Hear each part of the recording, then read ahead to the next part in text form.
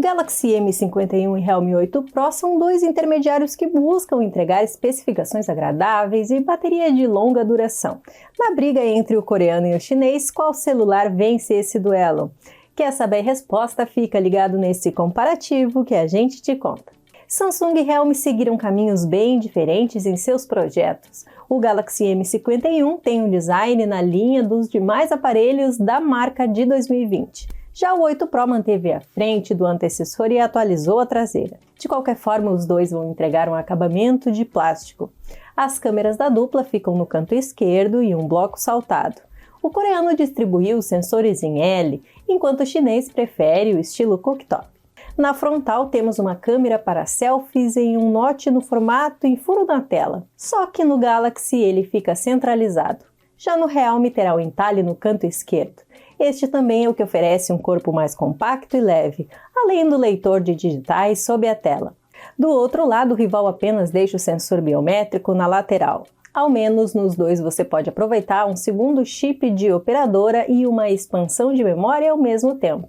Aqui não há gaveta híbrida para sacrificar uma dessas opções. Pena que as fabricantes não investiram em uma proteção contra água e poeira em seus modelos. Com um visual mais moderno, é o Realme 8 Pro que abre o placar. Ambos os dispositivos vêm equipados com tela Super AMOLED, com uma versão Plus no Galaxy. Isso significa que você terá o contraste infinito para um chamado preto de verdade. As duas opções trazem brilho bem forte e cores vívidas, então você não terá problemas para usar em dias ensolarados, por exemplo. Uma falha das marcas foi a ausência de uma taxa de atualização maior. Nos dois não é possível aumentar mais que 60 Hz, o que limita a fluidez para animações e jogos. O HDR funciona no YouTube, tanto no 8 Pro como no M51, mas é só no coreano que terá recurso também em streamings, como o Amazon Prime Video. Em tamanho, o Galaxy fornece o display maior, com 6,7 polegadas contra 6,4 do concorrente. O celular da Samsung ainda é o que apresenta um aproveitamento frontal superior por causa das bordas menores.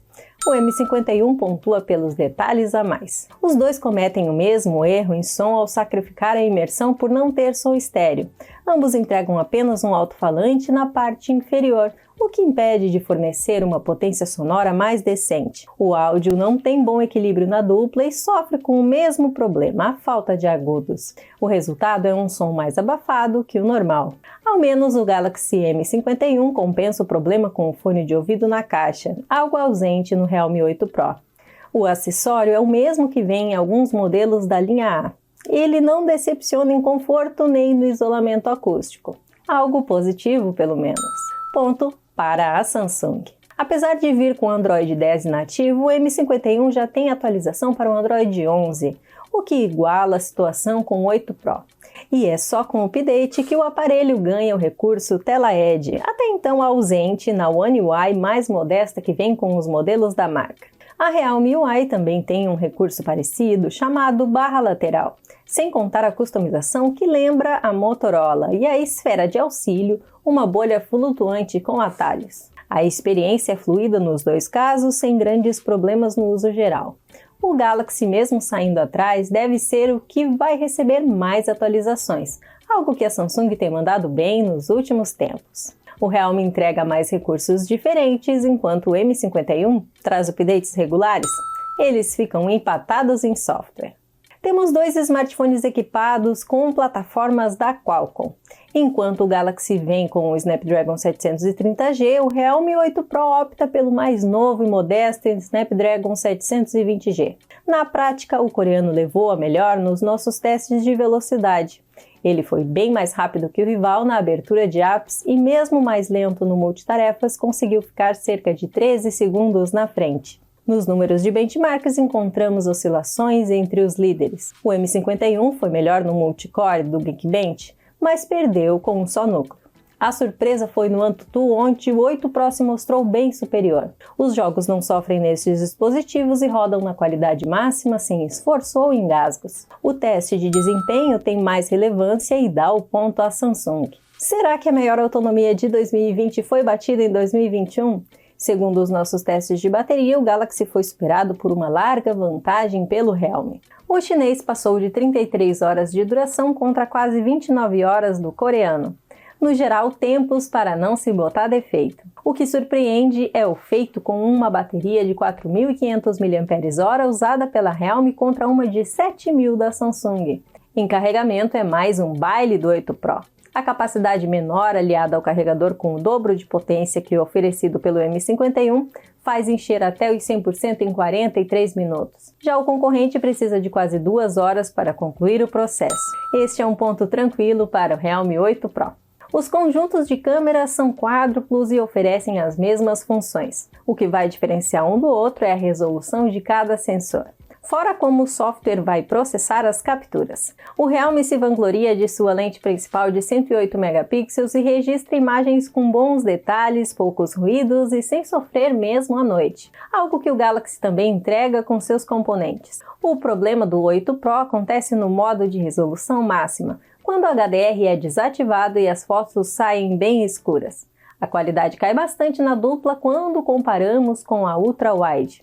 A nitidez não é a mesma, só que os ruídos aparecem mais no modelo chinês. A macro tem maior resolução no coreano, por isso acerta mais nos detalhes em capturas por ele.